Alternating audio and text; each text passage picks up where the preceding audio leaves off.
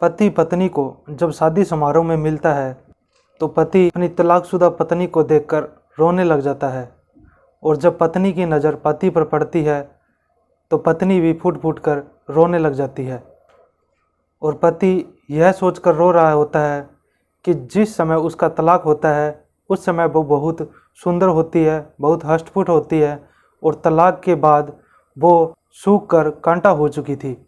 पति के आंखों में बस पश्चाताप के आंसू थे, और वो बहुत समय बाद मिलते हैं, और जब एक दूसरे से मिलते हैं तो सिर्फ एक दूसरे को देखते रहते हैं और आंसू बहाते रहते हैं। जब पति के आंखों से आंसू बह रहे थे तो उस समय पत्नी की नज़र जब पति पर पड़ती है तो वो अपने पति के पास जाती है, उन्हें बोलती है कि आप क्यों रो रहे हो। तो पति के मुंह से कोई आवाज़ नहीं निकलती, बस सिसकियाँ निकल रही होती है। वो कैसे ना कैसे खुद को समझाता है और अपनी पत्नी से बोलता है कि मुझे तुमसे बात करनी है।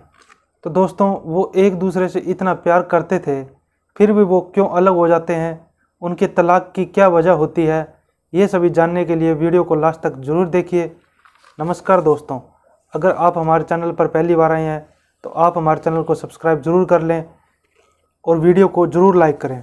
तो दोस्तों, ये कहानी है सूरत की। सूरत में एक कपड़ा व्यापारी होते हैं जिनका नाम अनुराग होता है, और उनके एक खूबसूरत बीवी होती है जिनका नाम अंजलि होता है। ये दोनों एक दूसरे से बहुत प्यार करते हैं, और इनका जो परिवार है खुशियों से चल रहा होता है। इनका कारोबार भी बढ़िया चल रहा होता है।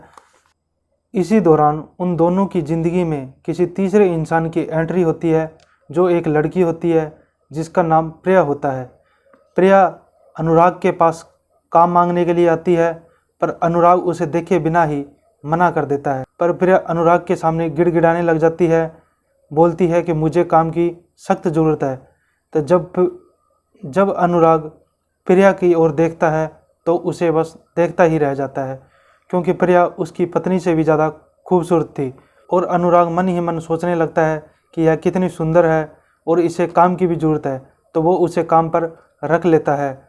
और अगले ही दिन प्रिया काम पर आना शुरू कर देती है। पर जब से वो काम पर आना शुरू करती है तो वो बहुत खूबसूरत होती है, और उसकी चाल ढाल देखकर अनुराग उस पर धीरे धीरे फिदा होने लगता है। और जब प्रिया को इस बात की भनक पड़ती है कि साहब उस पर लट्टू हो रहे हैं, तो वो और सज धज कर आने लगती है। और उधर जो अनुराग की पत्नी होती है अंजलि, उसे इस बात की पता ही नहीं होता कि फैक्ट्री में क्या चल रहा है क्या नहीं चल रहा। वो तो बस सच्चे मन से अपने पति की सेवा करती रहती है। धीरे धीरे समय बीतता जाता है और दिवाली का समय आ जाता है। और दिवाली का समय ऐसा होता है कि इस समय जो भी व्यापारी होते हैं या जो भी दुकानदार होते हैं, वो अपने परिवार के साथ अपने कारोबार पर पाठ पूजा करते हैं। तो उसी समय अनुराग अपनी पत्नी अंजलि को ले जाकर अपनी ही फैक्ट्री में पाठ पूजा के लिए लेके जाता है। उसी दौरान जब अंजलि की नज़र प्रिया पर पड़ती है तो वो देखती है कि प्रिया उससे भी ज़्यादा सुंदर बनकर फैक्ट्री में आई हुई होती है, और सभी काम उसी के अनुसार होते हैं, और अपने पति का झुकाव भी वो उसकी तरफ ही देखती है। और प्रिया को देखकर उसे ऐसा लग रहा था जैसे मानो यही ही फैक्ट्री की मालकिन हो। जैसे ही दीपावली निकलती तो वो अपने पति को बोलती है कि अपनी फैक्ट्री में जो प्रिया नाम की लड़की काम कर रही है उसका चाल चलन मुझे सही नहीं लग रहा, आप उसे काम से हटाकर उसकी जगह किसी और को रख लीजिए। तो जो अनुराग होता है वो अंजलि को मना कर देता है कि मैं प्रिया को नहीं हटा सकता। तो अंजलि उसे बोलती है कि आप ऐसा क्यों नहीं कर सकते। तो अनुराग कुछ बोलता नहीं, बस वहाँ से चला जाता है। और अब अंजलि का शक और ज़्यादा गहरा होने लगता है। आए दिन उनके घर में कलेश होना शुरू हो जाता है, और एक दिन रात को अनुराग शराब पीकर घर आता है और उनका उसी बात को लेकर झगड़ा हो जाता है। पर इस बार अनुराग अंजलि से बोल ही देता है कि मैं प्रिया को नहीं छोड़ सकता, तुम्हें जाना है तो जा सकते हो। ये बात सुनकर अंजलि पूरी तरह से टूट जाती है और 2 साल के लिए अपने मायके चली जाती है। उधर अनुराग पर भी प्रिया से प्यार का भूत चढ़ा होता है। वो अंजलि से बोलता है कि जब तुमको मेरे साथ रहना ही नहीं तो तलाक क्यों नहीं ले लेती। बस इसी बात पर उनका तलाक हो जाता है और एक खुशहाल परिवार टूट जाता है। तो दोस्तों, क्या अनुराग की पत्नी खूबसूरत नहीं थी जो उसे ये फैसला लेना पड़ा? अगर उसकी पत्नी खूबसूरत ना भी होती तो उस बेचारी का इसमें क्या कसूर था। खैर, कहानी यहाँ से एक और नया मोड़ लेती है। जो प्रिया होती है वो एक कार्ड लेकर आती है और अपने साहब के सामने रख देती है और कहती है कि साहब, ये मेरी शादी का कार्ड है और आपको मेरी शादी में ज़रूर आना है। जैसे ही अनुराग ये बात सुनता है कि शादी का कार्ड, तुम शादी कर रही हो? प्रिया बोलती है हाँ, मैं शादी कर रही हूँ। तो अनुराग बोलता है कि तुम शादी कर रही हो और मेरा क्या, मैंने तो तुम्हारे लिए अपनी पत्नी को भी छोड़ दिया। उसके बाद जब प्रिया उसको जवाब देती है तो अनुराग के पैरों तले ज़मीन खिसक जाती है। प्रिया उसे बोलती है कि जो अपनी पत्नी का नहीं हो सका वो मेरा क्या होगा। कल को तुम्हें और खूबसूरत लड़की मिल गई तो कल को तुम मुझे भी छोड़ दोगे, और जिससे मेरी शादी होने वाली है उसके पास आपके जैसी 3 फैक्ट्रियाँ हैं। ये बोलकर प्रिया वहाँ से चली जाती है और अनुराग को बहुत पश्चाताप होता है कि उसने अपनी पत्नी के साथ बहुत गलत किया। एक लड़की के जाल में फंसकर उसने अपनी पत्नी को तलाक दे दिया।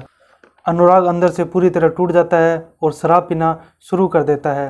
धीरे धीरे समय बीतने लगता है और एक रिश्तेदार के यहाँ से कार्ड आता है शादी के लिए, और अनुराग उस शादी में शामिल हो जाता है। और अनुराग जब शादी में जाता है तो देखता है कि उसकी तलाकशुदा पत्नी भी वहाँ आ रखी होती है। वो उसे देखता है और रोने लगता है। जब पत्नी की नज़र भी उस पर पड़ती है तो वो भी भावुक हो जाती है और रोने लगती है। अपने पति को रोता देखकर वो उसके पास आती है और बोलती है कि आप क्यों रो रहे, और प्रिया कहाँ है। तब अनुराग अपनी पत्नी को बताता है कि प्रिया ने मुझे धोखा दिया है, वो उसने किसी और से शादी कर ली है और मैं भी कितना मूर्ख हूँ, उसके चक्कर में आकर मैंने तुम्हें तलाक दे दिया। तो प्रिया बोलती है कि इसमें तुम्हारा क्या दोष है, ये तो सब मेरे कर्मों का फल है जो मुझे मिल चुका है। ये बात सुनकर अनुराग फिर रोने लगता है और अनुराग अंजलि से बोलता है कि मुझे तुम्हारा नंबर मिल सकता है क्या। तो अंजलि उस समय अपना नंबर नहीं देती है बल्कि अनुराग का नंबर ले लेती है कि जब मैं फ्री होंगी तो मैं कॉल कर लूँगी, और वो ये बोलकर वहाँ शादी से चले जाते हैं। अगले दिन अनुराग पूरा दिन अपनी पत्नी का फ़ोन का इंतज़ार करता रहता है, और अगले दिन जब अनुराग के पास कॉल आती है तो अनुराग कॉल उठाता है और उठाते ही अंजलि के बोलने से पहले ही बोल देता है कि मैं तुम्हारे फ़ोन का कब से वेट कर रहा हूँ और तुमने मुझे अब फ़ोन किया है। और फ़ोन पर अनुराग फिर रोने लगता है। अंजलि उसे फिर चुप करवाती है। अनुराग अपनी पत्नी अंजलि से माफ़ी मांगने लगता है, गिड़गिड़ाने लगता है कि तुम मेरी ज़िंदगी में फिर से आ जाओ, मैं आज के बाद ऐसी गलती कभी नहीं करूँगा। और अंजलि अनुराग से बोलती है कि मैं तुम्हें फ़ोन पर कुछ नहीं बता सकती, तुम्हें मुझसे मिलना होगा। और अंजलि उसे मिलने के लिए एक पार्क में बुला लेती है। और अगले दिन जब अनुराग अंजलि से मिलने के लिए पार्क में जाता है तो जाते ही उसके पैरों में गिर जाता है, गिड़गिड़ाने लगता है, उसके बोलने से पहले ही रोने लगता है। और अंजलि ये सब देखकर उसको माफ़ कर देती है और बोलती है कि अगर आगे से तुमने ऐसी गलती की तो मैं हमेशा के लिए तुम्हें छोड़कर चली जाऊंगी। आज मैं तुम्हें एक मौका और दे रही हूँ, अगर तुम इस मौके को ढंग से जी सकते हो तो जी लो। ऐसा बोल के वो दोनों अपने घर चले जाते हैं और हंसी खुशी रहने लगते हैं। दोस्तों, हमारी इस कहानी का उद्देश्य किसी को ठेस पहुंचाने का नहीं है, बल्कि आपको जागरूक करना है कि कैसे एक लड़की ने 2 लोगों की ज़िंदगी में आकर उनकी ज़िंदगी बर्बाद कर दी और साथ में खुद की ज़िंदगी भी बर्बाद की। तो आप किसी की दूसरों के चक्कर में आकर अपने परिवार को ना खोए, अपने शादीशुदा और खुशहाल परिवार को किसी और के आने के कारण बर्बाद ना करें। तो दोस्तों, हमारी ये कहानी आपको अगर बढ़िया लगी हो तो आप हमारे चैनल को सब्सक्राइब जरूर कर लें, साथ ही वीडियो को ज़रूर लाइक करें। Thank you.